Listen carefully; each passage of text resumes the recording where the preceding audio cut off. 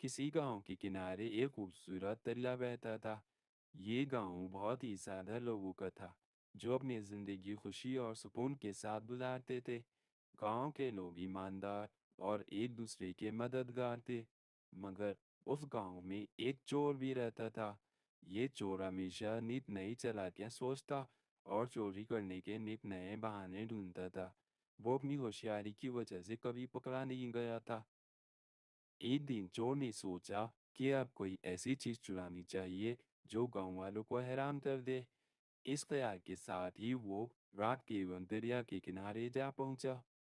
وہ دریا کے پرسکون پانی میں اپنا اگلا شکار ڈھونڈ ہی رہا تھا کہ اچانک اس کی نظر دریا کے پانی میں پڑی اور وہ چونک گیا۔ چاند کا وقت دریا کے پانی میں صاف اور روشن نظر آ رہا تھا۔ چور نے چاند کو دیکھا اور حیران ہو کر خود سے بولا، کیا چیز ہے یہ چاند جیسا روشن خزانہ؟ اگر میں چوری کر لوں تو لوگ میری ہوشیاری کی داد دیں گے، سب حیران ہو جائیں گے کہ میں نے چاند چوری کر لیا۔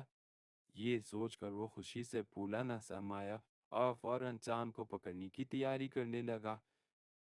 چور نے جلدی سے ایک بالٹی اٹھائی اور دریا کے کنارے جا کر چاند کے عکس کو نکالنے کی کوشش کرنے لگا۔ وہ بالٹی بھر بھر کر پانی نکالتا، مگر جب بھی وہ بالٹی کو دیکھتا، چاند غائب ہو چکا ہوتا۔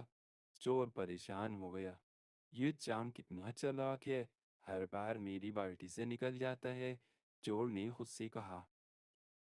چور نے ایک اور ترکیب آزمائی۔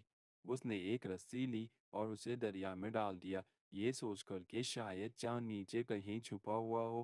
وہ رسی کو بار بار کھینچتا، لیکن کچھ ہاتھ نہ آیا۔ چور کو غصہ آنے لگا، لیکن وہ ہار ماننے والا نہیں تھا۔ آخر کار چور نے فیصلہ کیا کہ وہ خود دریا کے اندر کود کر چاند کو پکڑے گا۔ وہ دریا میں کود گیا اور گہرے پانی میں بار بار ہاتھ مارتا، مگر چاند ہر بار اس کی پہنچ سے دور رہتا۔